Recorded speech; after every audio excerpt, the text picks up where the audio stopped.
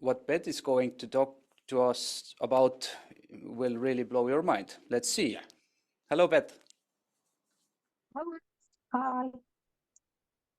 Can you hear me okay? Yes, yeah, we can hear you. absolutely. Good. And can you see me okay? Because I can't see myself, so I don't know if you can see me. We can see you. Yeah. Very good. Oh, good. We're Hello. hearing you, Hello. we're Oh. seeing you. Good. Right, yes, I'm going to share my screen if that's okay, and I'll do a little introduction if that's all right. Okay, bear with me just a second.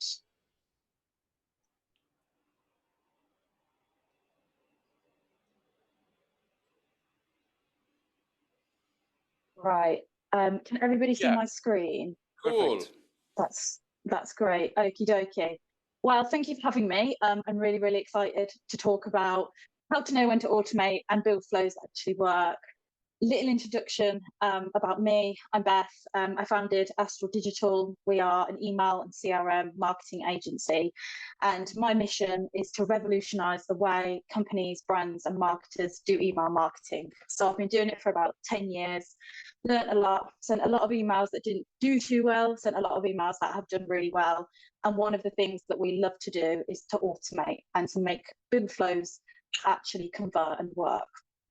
So this session is really all about the do's and don'ts when it comes to email automations, what I've learned along my journey, and also highlighting an example of what went wrong for a big brand in the UK when they tried to automate their marketing to me as a customer. So we do things a little differently. We have tried and tested strategies because, quite frankly, as you know, the inbox is saturated. I will show you my inbox now. You can see I have 55,000 unread emails in my personal inbox, and that's not going to change anytime soon. Email is heavily oversaturated, as you all know.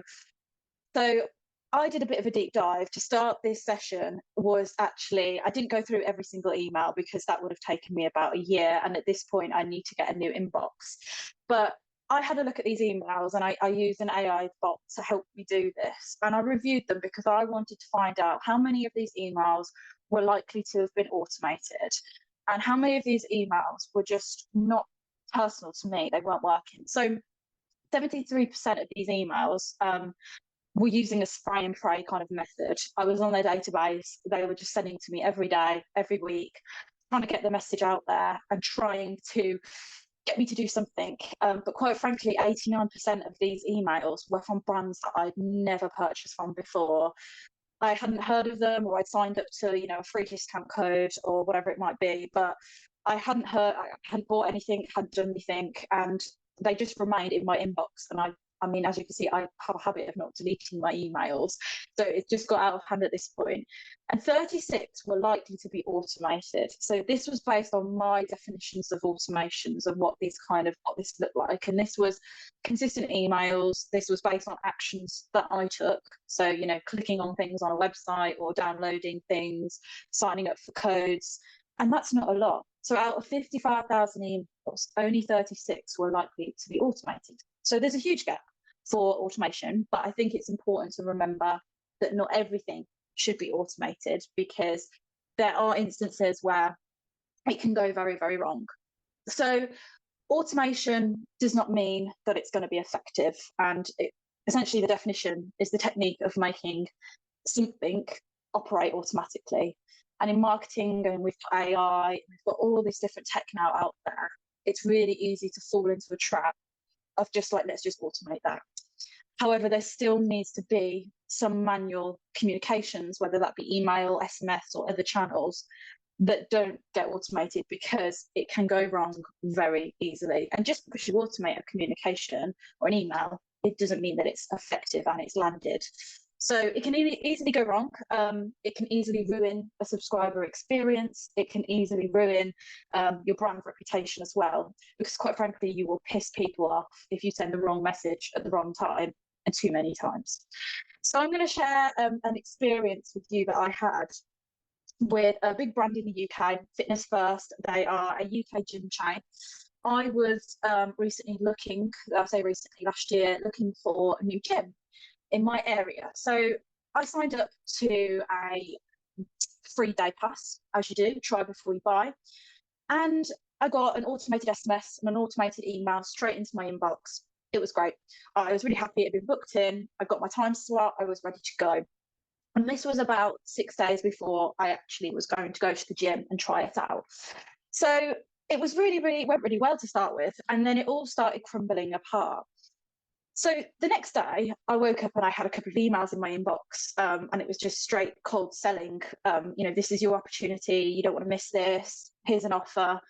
And then I just started getting text messages every 2 days from You Can See.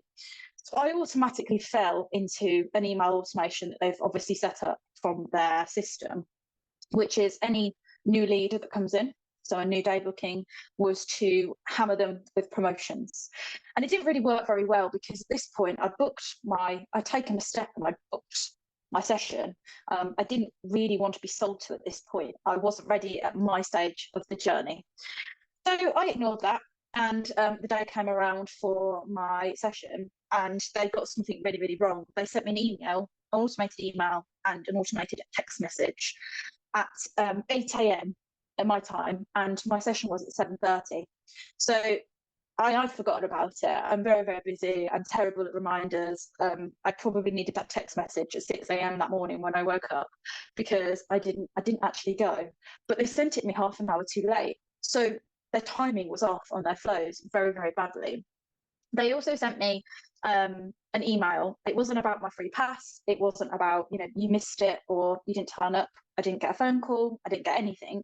I just got an email to say, here's your offer. You should join. So it felt really impersonal. It didn't feel like they'd understood my needs. They didn't understand where I was in my buyer journey. So the next thing that happened was my inbox here, and this is just a third of the emails that I received from Fitness First within, I think it was a 8-week period. The text messages were even worse as well. But to focus back on email, it was really impersonal. They got it really, really wrong with this automation because they hadn't looked at my customer journey and they hadn't looked at where I was. So what does it mean when somebody signs up to a free day pass? Are they ready to buy? No, they want to try before they buy.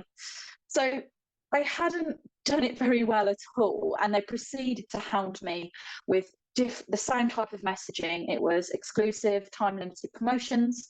My inbox became absolutely swamped with emails. They also sent me the same email a couple of times within the space of an hour. So it looked like I was actually in another flow that they hadn't excluded me from. They were just kind of sending everything out at the same time. So yeah, I got 2 emails within the same hour. I got the same message just constantly all the time. And if I'm honest, it really annoyed me because by that point I just was done. I didn't want to go to that gym anymore. I was just really annoyed with that experience. So I went and found a different gym. So some stuff to take away from that example is understand your customers and your subscribers a little bit more and understand the stage of the journey that they're at before you just put them into a flow, push to convert them. Brands and marketers are too eager to get that sale. But with email marketing, it takes time. It takes a lot of time and a lot of patience to convert. But what they also lacked is that personalization. So I hadn't showed up to my appointment. I didn't show up to the day. I completely ignored all of their communications. But nothing in these emails that you can see actually spoke to that. There's nothing there that says, oh, Beth, you didn't come. You missed it. What's up? Do you want to rebook in? There was nothing like that. And for me as a marketer, I'm always calling brands out. I'm always on it with stuff like this. But as a customer, it just felt really impersonal. So that was a really terrible example. However, there's lots of great brands out there that do it really, really, really well. So let's wind it back a little bit to email automation. And there's a lot of jargon out there. There's a lot of things. You've got email automation. You've got email flows, email sequences, email drip campaigns. But what's the difference? Because you hear all of this and it's like, okay, what are they? Are they all the same? Are they not? And they're actually not. They're all a little bit different. So I wanted to give you our definitions that we have come up with based on what's out there, but also what we do for our clients. So email automation is more about the system and the software that's used to automate. And you can automatically send emails based on, triggers, conditions, behaviors, and actions. but it encompasses not just emails, it encompasses SMS, it encompasses actually your CRM automation as well. So setting up your data segmentation automatically. So your automation includes kind of the whole package. Your email flows. So we define these as specific types of email automation that involve a series of emails designed for a specific type of subscriber and a specific customer journey. So that's something like Fitness First that I just showed you. Their email flow was set up for new day pass bookings on their website, and that was that flow done. And they use different types of automation within that flow. Email sequences, you might hear this a lot. They're usually used for kind of sales nurturing and more one-to-one conversational type email marketing.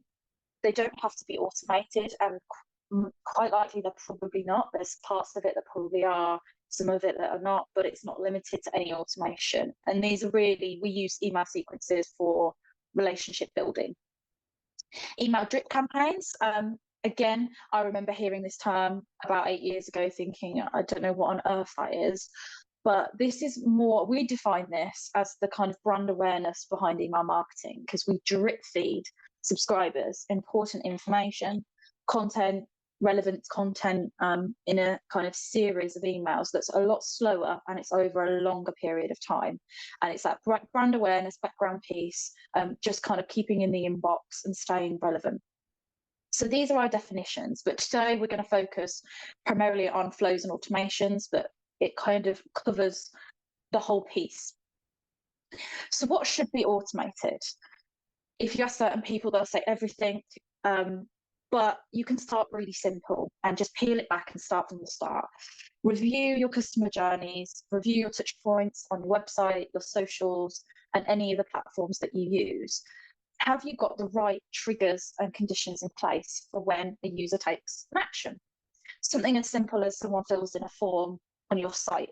Are they receiving an email to say, we've got it, an acknowledgement? Acknowledgements are great because you'll often find that you'll get the highest opens and the highest click-throughs on acknowledgement emails because your subscribers are so hot. They've just taken something, they want something.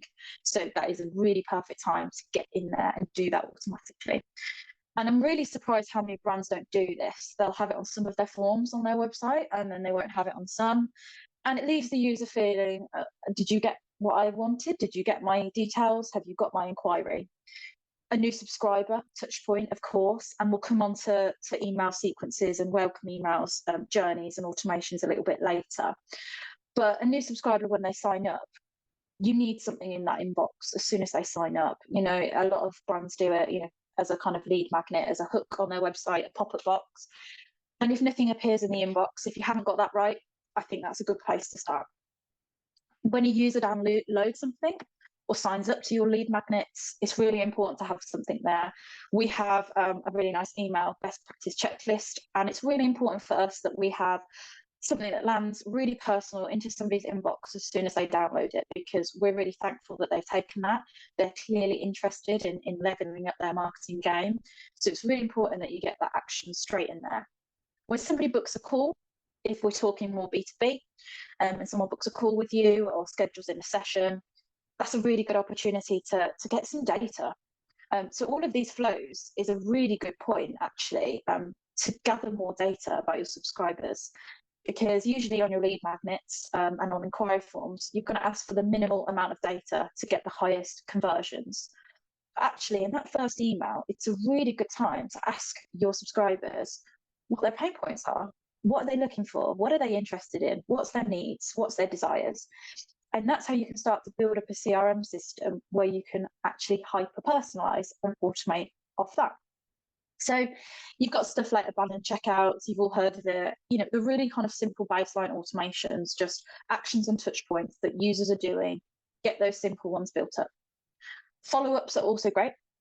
So if it's a more of a B2B or you've kind of got higher ticket items that you're selling, after a call, you know, or a call with a B2C customer, you know, they've called up and they might have needed some help with their product or their service, have an automation in place for after the call. And it's not just a robotic automation that feels like it's come from a system.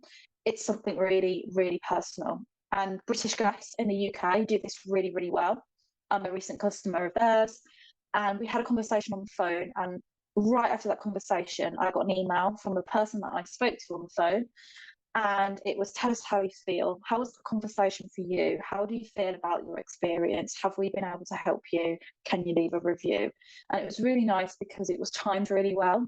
It was from the person I just spoke to. So I've got in my mind, I remember their name, and that name landed right in my inbox straight after. So I was going to open it because I was interested in what they had to say. When it's been a while since you heard back, whether you're B2B, B2C, and you're talking to people every day, people have busy lives, and people have busy inboxes, but it's not a reason not to automate that follow-up process. That follow-up process actually has been shown that when you start to follow up at least 3 times and you do it really, really well, you'll get a really, really good response from people in your inbox. Post-purchase, of course, this gives you the opportunity to expand, upsell, cross-sell, and post-conversion. Post-conversation. So again, like I mentioned, you've got calls and then you've got online conversations. An email touch point and an automated email is a really good opportunity to get in there and speak to it. So just take away from this, have you got those basic triggers set up? And if you haven't, that's a really good place to start. So how to know when to automate? So these are the kind of questions. We have a list of about 100, which I can share with you after, which is super crazy, but I've pulled out my favorite. And these are questions that I ask the businesses that I work with when they say they want to run and they want to automate everything. Like, let's just get this automated. Let's automate that. But actually, have you got a consistent stream of leads or subscribers? If you get 1 lead a month, it makes sense to do this really, really personal from yourself.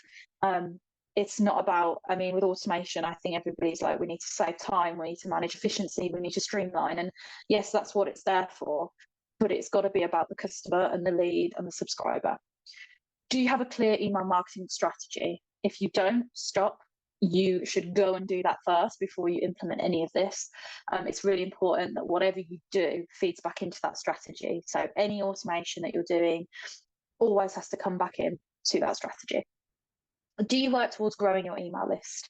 If this is somewhere you're putting your efforts and you're actively trying to grow that list, absolutely, you're going to need that setup. One of the most common things that I see people fail with is they build their list and then they are very inconsistent with the emails. They'll be really great for like 6 weeks and then they'll just drop off the face of the earth and not send anything anymore. So if you are growing that list and you are spending time and money and resource to grow that list, have a series of emails, and I'm talking months and months and months of emails and content and everything set up so that you are consistently in that inbox. And then you can set triggers up to say, when somebody's classed as a really hot engager, and we'll come on to that nearer the end, but you can then put them down a different flow. So make sure that you're not wasting your efforts when it comes to growing your list. You've got to automate. Do you have well-defined personas and segments? And again, something I see brands, and I mean really big brands, and I like to call them out on this because they all copy each other, but they all just spray and pray. And they do that with automation. They just have like 3 or 4 if you're lucky, actually, segments. And then they just spray and pray them all through like an automation. And it doesn't work. If your segment, is thousands and thousands and thousands of people, it's too big. It's not niche. You're not talking to your personas and your segments really very well. So if you've got some clearly defined personas, good place to start, get automating. And then is there any repetitive tasks? Like I said, automation is there to serve the customer, but to serve you as well and help you save some time. We help clients save 15 hours a week just on communications and when you have that time back, it's great. So yeah, if you've got any repetitive tasks or processes when it comes to email or communications, get that set up. And that's as little things like email automation doesn't just mean promotional emails. This is keeping in touch emails. This might be a B2B service. So triggering your invoices and your contracts and keeping all those communications streamlined, keeping in touch with clients, quarterly surveys, reviews, everything. It's not just about getting revenue from automations, it's about building relationships. And are you inconsistent when it comes to emails? We've already touched on that, but if you are kind of sending out here and there where you can, and then you might miss a week, and then you might miss a couple of weeks, and then you're back, and then you're off, it's time to automate. And what do you currently have in place that automation would replace and improve? So I guess the why, really. Why do you want to automate that? If it is just to save time, but it's not to benefit the customer, I would probably think about that a little bit more and have some clear goals in mind for why you want to automate. Okay, so where to start? So we have a framework, and this is our framework for building automations and flows. So automations flows are kind of overlapping here. Same for sequences and same for drip campaigns. But ultimately, this is our kind of 6-step process that we do. And I've tried to keep it as clear and brief as possible without going into loads and loads of detail, because there is a lot of work that goes into building flows and automations, and it's really behind the scenes. And to get it right as well, it's a lot of work. So I'm going to talk you through each stage and go into a little bit more detail with that. And then we've got some things to think about. So defining your goals. Like anything in marketing, if you don't have a clear goal, you're working towards nothing. So you really need a clear goal for your automation. And if you don't know where to start, ask yourself those questions from before. So an example of this would be a welcome flow. And you'll see it everywhere. You must have a welcome flow. If you don't have a welcome flow, like you're failing. These are the top 10 flows to set up. But again, don't listen to that information, because your flows need to work and serve your business and your customers. A welcome flow is really important, but if you haven't got a clear goal, you're just sending emails for the sake of it. So what specific outcome are you trying to achieve? And what are the primary outcomes and the secondary outcomes from setting this? So a primary outcome is our welcome flow. We want to build relationships, that's it, with subscribers and start conversations. When you have a welcome flow, it's very rare you'll have people converting, unless it's e-commerce space, from your welcome flow. So I just want to build that relationship. I want to tell people who we are. I want to connect with them in the inbox. I want to really build up that rapport through really valuable content in the welcome flow. And it has nothing to do with selling. We don't sell anything in our welcome flows. We encourage people to take different actions, but we don't sell. And that is something that we found to work really, really well across a multitude of industries. But again, it all matters to your customers. If your customers are an e-com customer, it's totally different. So our secondary outcomes are engagement. You know, like I said before, the hottest time of your subscriber journey is when they just sign up. So if you haven't got anything landed in that inbox as soon as they click subscribe, you're probably missing a trick. Now, we'll come and talk about how often you send emails in a minute and how often you automate and what the frequency looks like. But having that subscriber engagement across the first kind of 7 emails is really important. And you'll hear it often than not. People need to see things, 7, 8, 9, 10 times before they make an action, or they make a decision, or they purchase, or they convert. But it's the same for email. And it completely differs on who your customers are. Some customers will make a decision pretty quickly after they've had a couple of emails. However, some customers, if it's a high ticket item, it might take them a year to be nurtured to then decide to do something. So define your primary and your secondary outcomes. So ours is call booked for secondary, potential conversions. So what are we getting from that is kind of a great, nice thing to have, but it's not our primary outcome. So define your goals. Define your goal for your flow before anything, and then you can build from them. What we do next is profiling the data, and it's not as simple as just doing that. And I've tried to keep it on one slide, but this might be about a 5-minute detail. So one of the things that we're really hot on at Astral is data. Obviously, we're data marketers, and email marketing, you all know it's so important to have the right data in the system. So we will build a data collection strategy for our clients along the customer journey and along different touch points. But when somebody subscribes, they sign up to a newsletter, or they might want 10% off, or they might want a white paper that you've got. You are kind of collecting the minimal data that you need. But what you do have in your CRM, and again, this is if you've got the right CRM that serves you is you've got a lot of data in there, along with your analytics, to really understand what people are doing and when. So for your business, you need to define what those customer journeys look like. And I'm not just talking about from the moment somebody subscribes, and then you talk to them and then they buy. I'm talking about what data have they given you? Why do they do that? What do they want to do? And then what are the data for you collecting? And how long does it take them to go down the different stages of the funnel? So you're going to need to map everything out. So your subscribers, create profiles within your CRM based on the data that you hold. What I mean by this is, okay, I'm a subscriber of well, you see in my inbox, so a lot of things. But I often, there's one company that does it really well, and they always ask me, it's a toilet roll company actually, they're really, really great, but they often ask me to tell them a little bit more.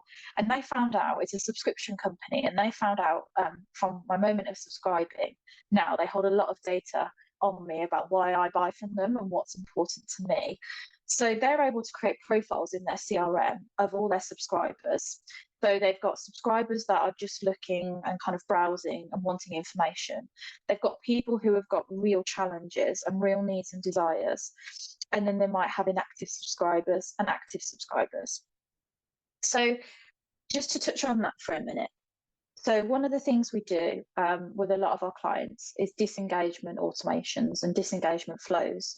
And I always get asked, okay, so what does it mean for somebody to be disengaged? Should I, if somebody doesn't open an email or click for 30 days, should I put them down my disengaged flow? And the answer is no. There's lots of stats out there.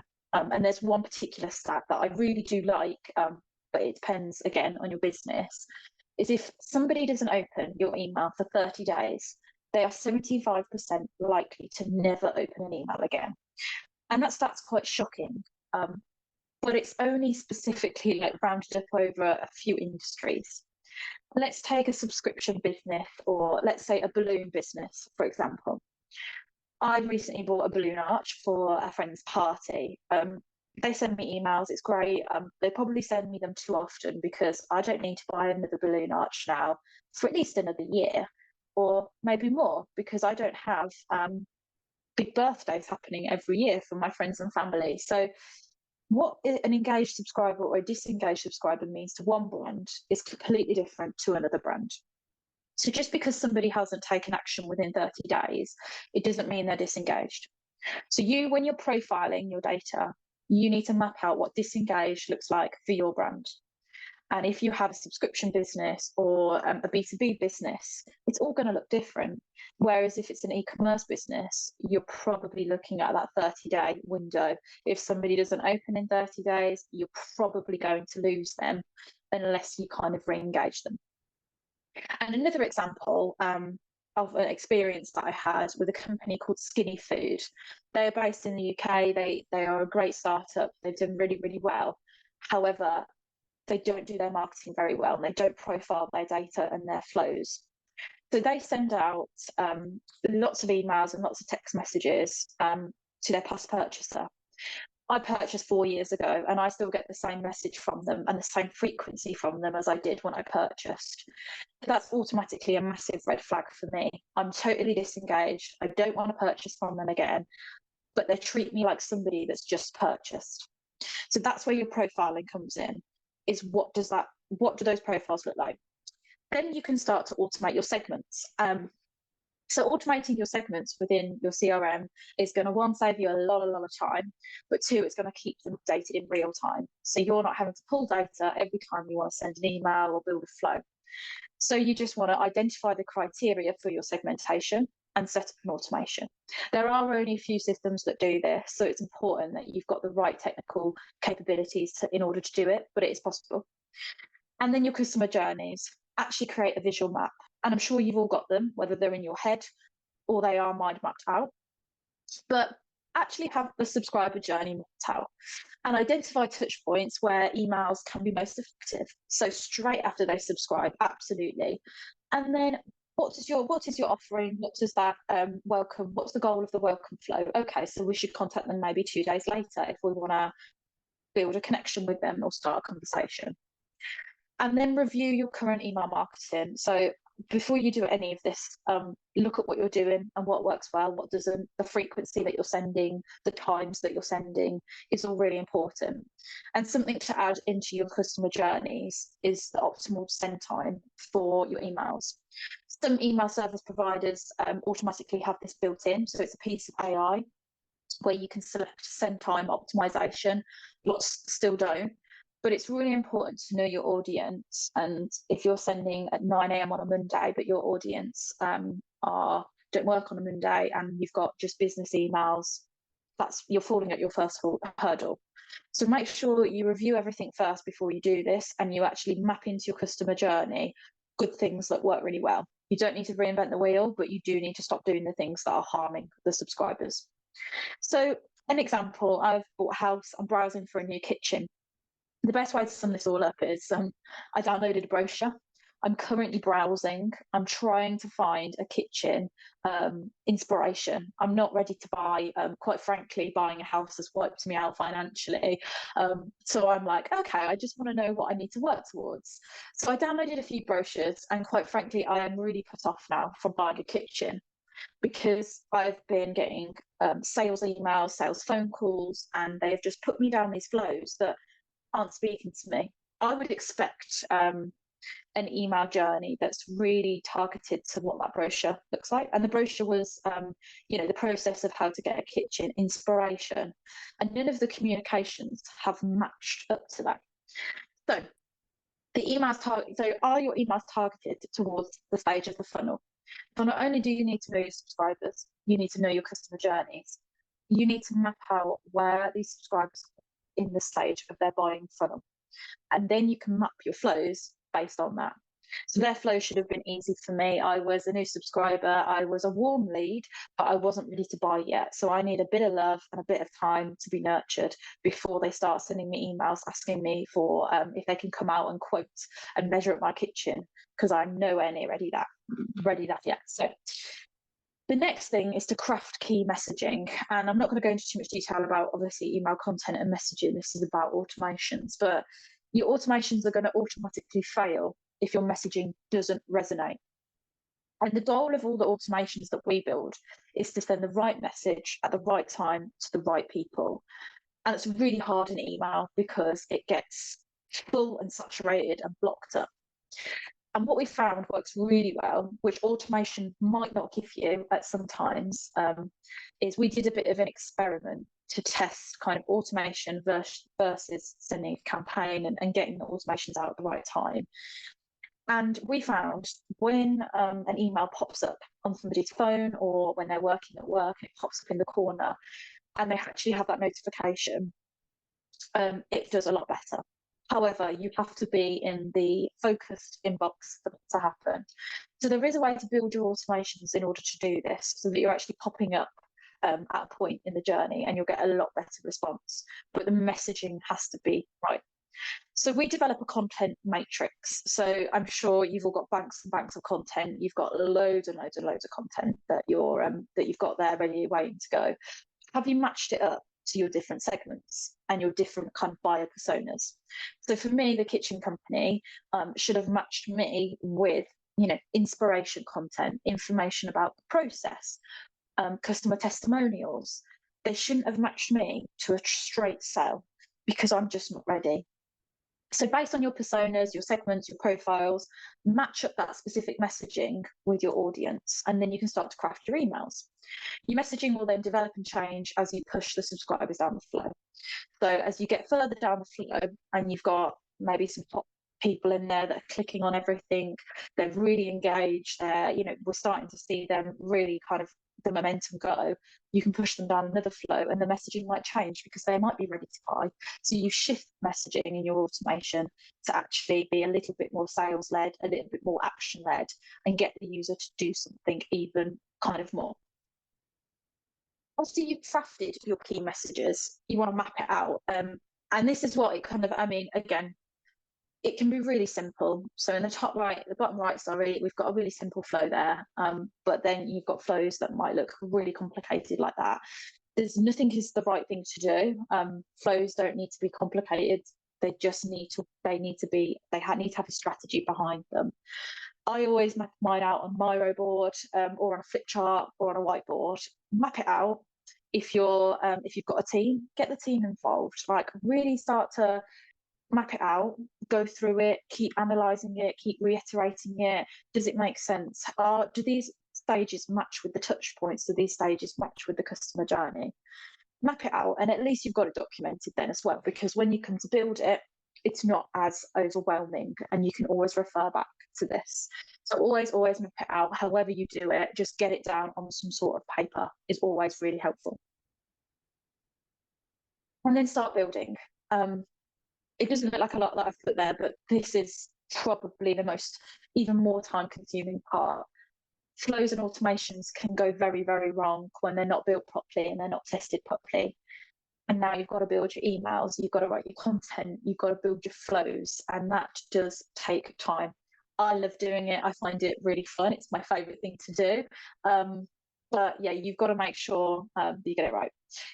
Bear in mind as well that you've got to build into your automations exclusions.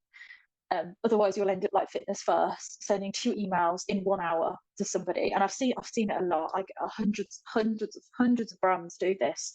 You'll be in one flow, and then they'll send out a reactive campaign for something else. You know, they've got targets to hit. Let's send out a campaign. Let's get some money in. But what they haven't done is excluded me from that or paused me out of the flow. So make sure you test. Make sure you have a list of exclusions when you build your flows. What don't you want to happen? Having your do list and your great, this is what we want, is really important, but have your don't list. We don't want people to get more than 2 communications a week. We don't want people to receive this communication when they are at that stage. And it does get really complicated, but that's why you have to take the time to do this. And building automations, like I said, only a few brands get it right. They're getting better at it, but it's a lot of work. Test your flows with test data. There are certain systems that you can kind of, so obviously if you did a flow over 6 months, you can't really wait 6 months to test it and then go live with it. So there are systems and plugins that you can use that will test your flow kind of really fast for you. It will speed it up and it will just make sure that you hit the right conditions and you're taking out the flow. As part of your email flow, make sure you define when you want people to fall out of that flow. The worst thing you can do is send another email, keep them in the flow when they might have replied. So they might have replied to a communication, they might have replied to one of your emails, and they might say, unsubscribe me from your list. And people are still going to do it. People don't bother to hit that unsubscribe button. Sometimes people just reply. And even if you put no reply on your emails, it's very unfriendly to do that, by the way. But if they do, they're still going to reply. And then you send them another email the next day because it hasn't picked it up in the flow. So you've got a lot to think about. What are people doing? Are they replying? Are they clicking? Have they downloaded something? Because an email sequence, and the difference between an automation and a sequence is a sequence doesn't really have those conditions. A sequence is all about conversations and relationship building, whereas an automation and a flow, at every point should have conditions. If this, do this. If this happens, do that. So make sure you have a list of those conditions and you're really clear on all the actions that people could take and all the possibilities that could happen. Now, you're never going to get it perfect. Of course, you're not. Like, you know, in email marketing, I'm sure we've all sent an email out, you know, hi, first name. It's the same with flows. It's really difficult to get them right. So test and test and test. And then when you're confident, you can make them go live. So your flows could look something like this. These are using 2 very different systems. Again, I've got a simple one on the left, and that is what I call a simple one. But we've got stuff in place. If this happens, then we want to do this, and we've got different branches. And then the one on the right is, this is just a small snippet of a really big automation. But this is one that is really about nurturing people through the process, and to get the conversions that you want and to get the engagement that you want, you have to put the work in, and it does get very complicated. You know, there's a lot of behavior-based triggers in there and conditions. I don't want to send, you know, an email to somebody if they've clicked 3 times from the last email. I want them to do this. So it gets very, very complicated, but that's what it could look like, and that's what they should look like. That it should look a little bit crazy on your screen. So the last stage in our framework to building automations and getting them right, and this was a huge mistake that I made when I worked at a company a few years ago, is I didn't document it. I knew everything that was going on in my head and I knew what was live, but I didn't put it in a document, which meant then I had to do a lot of work to get it all out there. So if you're in a team or you're on your own, and even if you are on your own, document this, document all your flows, all your automations, all your drip campaigns, and have your goals and objectives, your segments and your detail in that document, because you never know when you're going to need to come back and look, or something's happening, you need to find this, or you're going to tweak and change.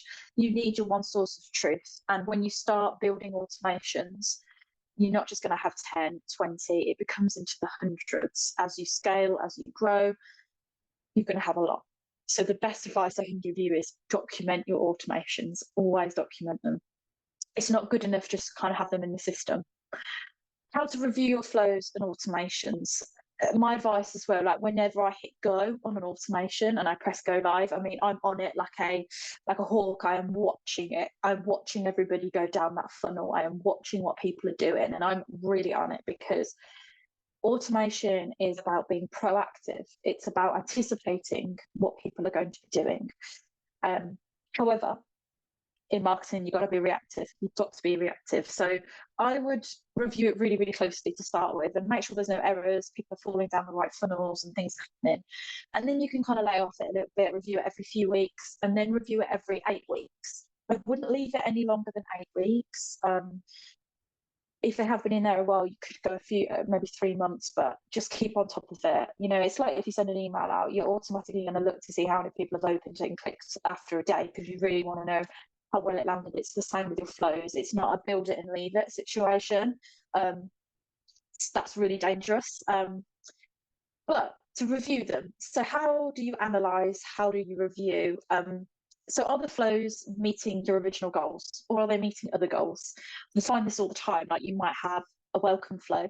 It's set up to engage and create conversations and book calls, and actually you'll get loads of people purchasing off it. Okay, that's really great, but that tells us something about our subscribers. When they are subscribing from this page, they are ready to buy. So you tweak your flows. Do you need to review the objectives? Okay, so if it's not working, and and also set yourself those KPIs, you know, in those goals, what are those KPIs? So if people aren't clicking, they're not replying. If the reply is the KPI, they're not booking, they're not converting, they are not opening. Again, I'd be really careful with opens, as they aren't very reliable. But do you need to review those objectives? Because there's either two things wrong with your flow: your messaging and your journeys aren't right. You know, you haven't matched the messaging with your journey, it's not resonating. So 3 issues. Or deliverability, there might be a deliverability issue. Or 3, you have set the wrong goals. You know, your subscribers are completely in another place to what you thought they were. Add some A/B testing in your flows. And I don't just mean, you know, A/B testing in emails. I mean, do 2 flows, split the data and A/B test them. So you can do this in time and frequency. The restriction of automation at the moment, there are some systems and some really good CRMs out there that have got the capability in the flows to do send time optimization, so sending to the subscribers at their best time, that we're going to get the best results. However, there's only 12% of systems that do that at the moment, and they are very expensive because there's a lot of AI and technical capability involved. But you can do 2 different flows and you can test timing. So does somebody that's a new subscriber perform better if we send them an email once every week, or somebody that we send an email every 3 days? Or if we send it at 9 a.m. in the morning to UK customers, or if we send it at 9 p.m. in the evening to UK customers? Some flows allows you to do that within the flow. Some you'll have to create 2 separate flows. So just keep testing and trying. Some flows won't work, some will. That's the way it goes, right, in marketing. Review and track customer journey. So do you need to update your flows? Has anything changed? Have you launched any more lead magnets? Have you changed anything with your website? Or are your customer journeys what you thought they were? Oftentimes they're probably not, and they often change very rapidly. Analyze the data and then make data-driven decisions. So don't just change your flow because you think that's what you should do. Don't just send an extra email or add another email in just because you think, okay, we're not getting the results, so we'll send another email. Never do that. Always look at the data, analyze it, and find the why behind. So why aren't people opening your email? Why aren't people clicking? Could be many things, but find out the why before you make any changes. And then finally, engagement scoring. Again, there's only some systems that do it. I would say this is quite a popular thing now, but define your own engagement matrix for your business and score your subscribers. So if they click, if they land on the site, or they download this, or they reply, or they do that, you can set that engagement, and that will really help when you come to define flows, because you can just send to segments that are kind of at risk. So we always do like an at-risk segment. We work with lots of like membership organizations, and you have a lot of members who don't open, who don't click, who don't do anything, even though they pay for a yearly subscription, and they are high risk. So we use engagement scoring for subscribers. How engaged are they? Are they likely to buy? Are they likely to open the next email? And know when it's time to give up. Your flows are going, at the end of your flow, you will have a pot of people who haven't done anything. They haven't opened, they haven't clicked, they haven't engaged.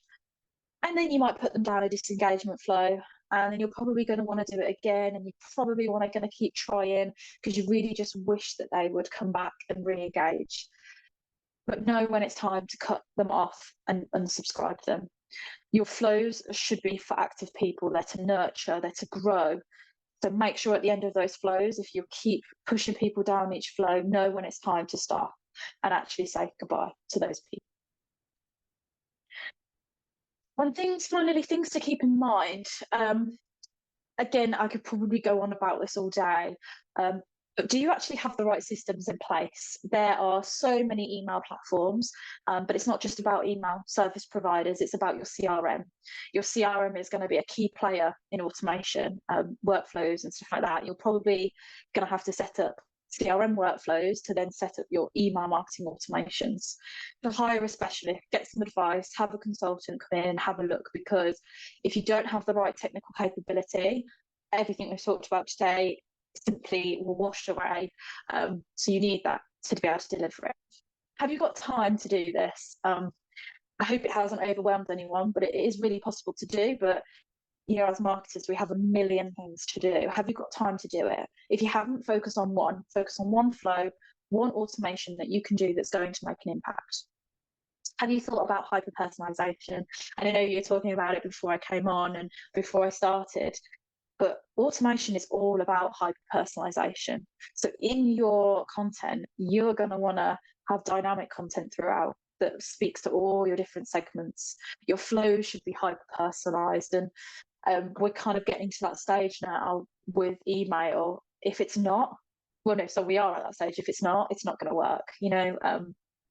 As you saw in my inbox, it doesn't work. It does not work. So your flows need to be hyper-personalized, and that might mean having hundreds of flows with really small lists, but your conversion rates will be so much higher. Are sales aware of what's going out? So if you have a sales team, do they know what's going on? Are they calling people when they've just received an email and then that conversation doesn't align to that email? Make sure that they are fully aligned with everything that's going out. So sales team or anybody else in your business that talks to the customer or has a stake in being involved with them, make sure they're aligned, because again, the worst thing that you can do is, I just got off the phone with somebody the other day, they were selling a service to me, I was really interested, and then I got a text message to say book a call. I just actually got off the call that I booked, it just didn't make sense, and that was from somebody from sales who had actually got my lead, and they didn't realise that I was part of the flow. Have you got time to review, analyse, adjust and continually improve? Please don't leave your flows to go cold or go dead, as I like to say. Continually adapt and review and analyse. And yes, it does take time, but it really is worth it. And are you collecting the right data at the right stage of the journey? So definitely take away as well from today is a data collection strategy. Have a think about that, because throughout that welcome journey or your subscriber journey, I continually ask people just to give me little bites of information about themselves. And then that helps me craft automations that really speak to the subscriber. So look at your data processes, look at what you're collecting, where your data sits, what you're doing, and really just understand that. Are you collecting the right data to be able to do these automations? And then the timings of your flows, I've touched on it, send time optimization. The worst thing that you can do, and one of the clients that I work with at the moment had a flow and it was set up to all subscribers, and they had a mix of worldwide global subscribers. So some emails were going out in the middle of the night for somebody in the UK, but they were doing really well to people at the other side of the world. So keep that in mind, like who are you sending it to and when do you need to send it? And when you're setting up your workflows and your automations, really be specific. Like you have to sit down and work out those times. So if you use a system doesn't give you send time optimization, you're going to have to sit and work out these times. So if I trigger this for 5 hours from now, that's this time, and then I'm going to do that.